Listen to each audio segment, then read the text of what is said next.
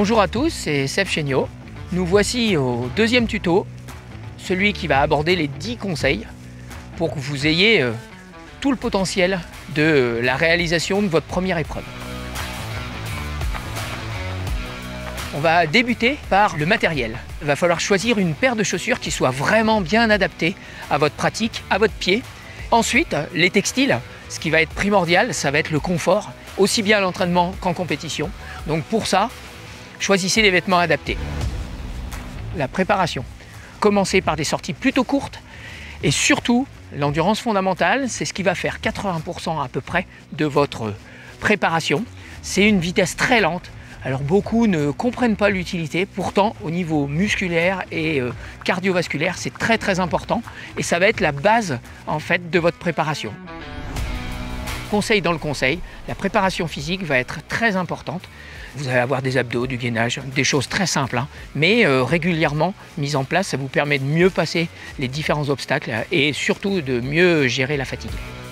Par rapport au travail en montée, vous allez avoir la possibilité de monter avec les mains sur les genoux ou de monter de manière très naturelle. Et bien sûr, il peut se faire aussi avec des bâtons. Ne prenez pas les bâtons le jour de l'épreuve. Si vous ne les avez pas utilisés pendant vos entraînements, vous risqueriez d'avoir quelques désagréments. Sur la partie descente, naturellement, on a tendance à se mettre un petit peu en arrière. En fait, on décolle très légèrement l'avant du pied et là, justement, on risque de glisser. Ce qu'il faut faire, c'est légèrement fléchir les genoux de manière à avoir un centre de gravité un petit peu plus bas et être plus efficace en descente. Dernier point très important, le relâchement, ça va vous permettre surtout de bien respirer. En fait, on a tendance à se bloquer au niveau du haut du corps lorsqu'on fait du travail en descente. Et pour ça, réussir à se relâcher, vous gagnerez énormément d'énergie. La gestion de la météo.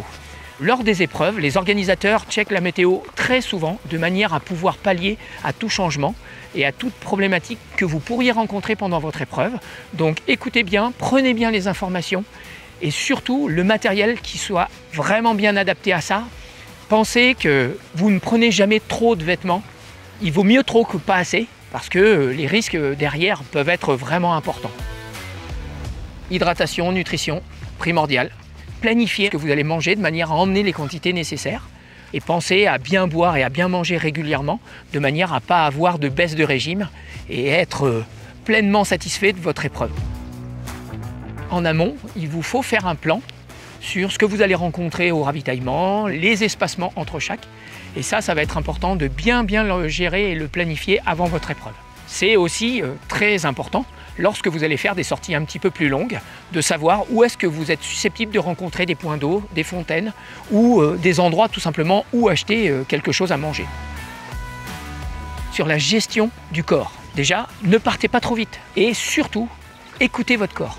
Les douleurs, les petites choses qui vont vous pourrir la vie, ce sont des messages de votre corps. Donc écoutez tous ces messages-là, c'est très important. La préparation mentale. Visualisez votre épreuve, ça vous permet vraiment de vous projeter. Il y a des moments qui vont être difficiles, il faut rester positif, il faut rester vraiment dans l'optique de réussite. Pensez à lever la tête, à profiter des environnements dans lesquels vous allez évoluer.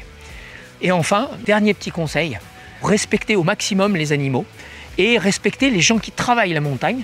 On fait partie de cette nature et c'est à nous de nous intégrer avec cette nature qui nous environne et qui nous offre un champ de possibles absolument incroyable. On arrive à la fin de cette série de conseils.